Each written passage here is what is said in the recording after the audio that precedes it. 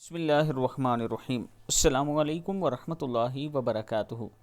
گناہوں کی معافی کے لیے دعا۔ ایک شخص نبی اکرم صلی اللہ علیہ وآلہ وسلم کی خدمت میں حاضر ہوا اور کہنے لگا، ہائے میرے گناہ، ہائے میرے گناہ۔ اس نے 2-3 مرتبہ یوں ہی کہا۔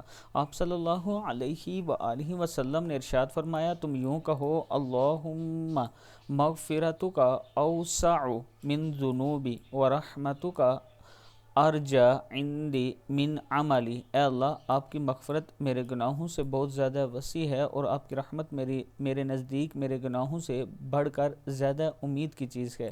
اس شخص نے ایسے ہی کہا۔ آپ صلی اللہ علیہ وآلہ وسلم نے فرمایا، پھر کہو۔